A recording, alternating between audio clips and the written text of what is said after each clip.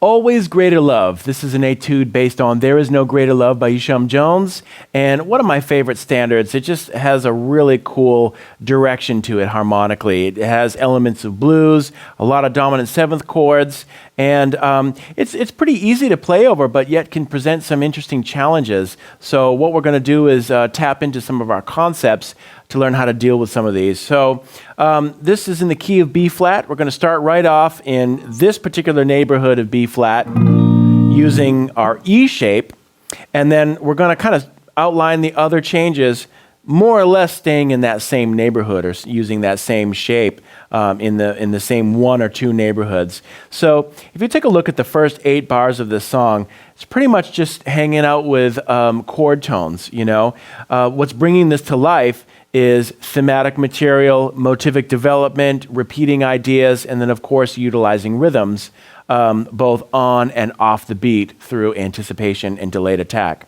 So that's what's pretty much, I think if you analyze this, if you've gone through all of the other lessons in this course so far, you'll have a pretty good handle of what's going on.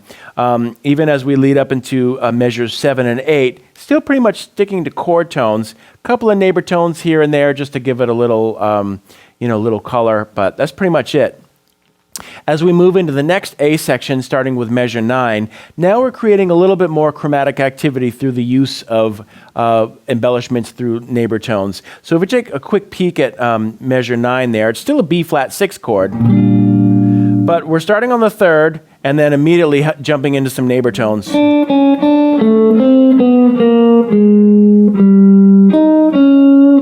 So, there we have a lower neighbor tone to the 3rd, lower neighbor tone, and then the upper neighbor tone, and then the chromatic neighbor tone approaching the root. So again, that's something that's very characteristic in bebop, using sometimes called a chromatic enclosure, where we have our target note, in this case B flat, the root, and we're playing the lower neighbor, and then both of the upper neighbors, whole step, half step, and then finally landing on the root. And then we're going to play an A flat, which is essentially an upper neighbor to G, which is the 3rd of the next chord, E flat. So that's a classic bebop move that you want to take some time to explore. For the rest of the measures, we're just, pretty much capitalizing on chord tones. And then check out in measure 14, we're going to use a classic kind of chromatic bebop blues lick. And we're outlining B flat, even though the chords are C minor 7 to F7. We're kind of wrapping things up on the tonic by just playing this. So we're not worried about how each of those notes relate to C minor 7 or F7. We're just simply playing a line that relates to the tonic, B flat, and it's just kind of a nice, real blues influenced way to wrap things up. And if we were to analyze this in terms of B flat, we've got a lower neighbor to the 3rd, 3rd, and then upper neighbor above the 3rd, a lower neighbor to the 5th, and then the 5th, and then the same thing coming down. And then we're going to finish that off by doing a neighbor tone enclosure to the other chord tones of B flat. To the root, to the 5th, to the 3rd.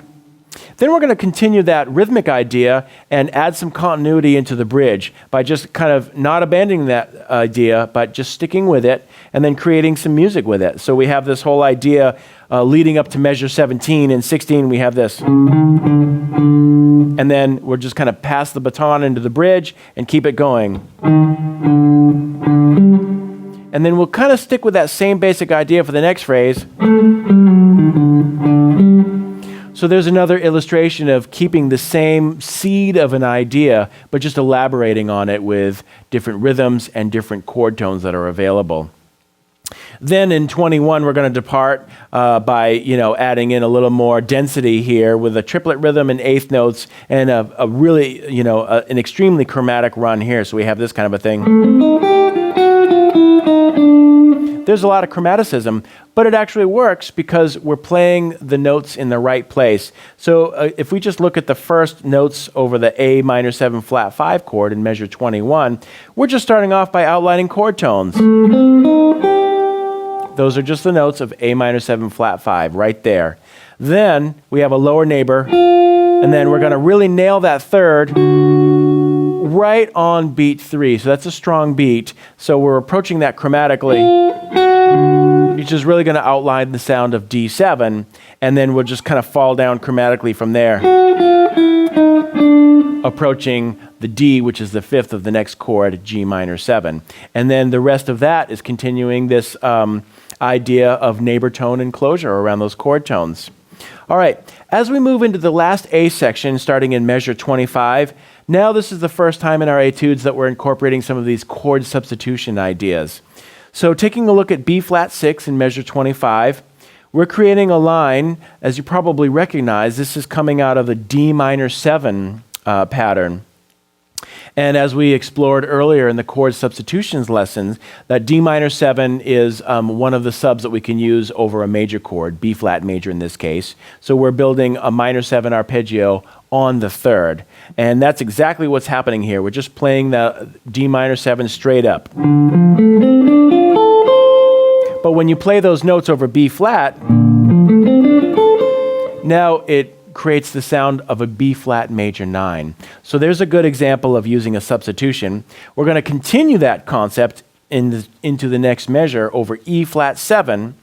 You can think of this as playing a D flat major, substituting a D flat major, or I'm thinking of it as a B flat minor 7. So these notes here, it's a little passing tone in there, but it's essentially a B flat minor 7 that we're playing over the E flat 7. So this is a good example of how you can take two measures, two different chords, B flat 6 to E flat 7, and do two different substitutions, D minor 7 over B flat, and then B flat minor 7 over E flat, to create a nice, unique sound that's different from just a strict chord tone or a strict neighbor tone approach. This gives you something different to draw on. We're going to continue this over the next bar in A flat 7. Now we're playing notes drawn from B flat 7, so this is going to give us that 13 sharp 11 sound that we checked out earlier. And then finally, when we get to the G7 chord, we're just kind of bring it back home and really highlight chord tones of G7. However, since it is functioning as a 5 chord, we can use the sharp 5. So we have, and then a flat 9 approaching the 1. So it creates kind of a G7 altered sound that we explored earlier. And then we're going to finish this out with a couple of more chord substitutions. Looking ahead, 29 is just chord tones, but looking ahead at measure 30, we have a C minor 7 chord and an F7 chord, both in the same measure. And this is a cool example of how one chord substitution will work over both.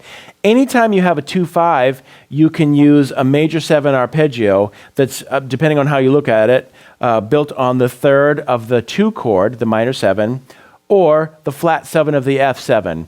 It's the same substitution. It's the same chord eventually. So for example, over C minor 7 and F7, E flat major 7 will work over both of those. So anytime you have, a lot of chords happening at a faster tempo, and you don't have to think of a chord substitution and change it up for every individual chord.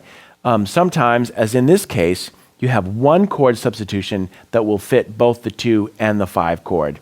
So this is what I recommend for that. So over this 2-5, we have this line based on the notes of E flat major 7 in this particular neighborhood. And this is nothing new since we've worked all of these shapes out. And then finally, we're going to bring it home to B flat, the tonic, and over that, we're going to substitute a G minor sound because it works. So those are just simply notes of a G minor triad that we're superimposing on this B flat 6 chord to give it a little bit of color.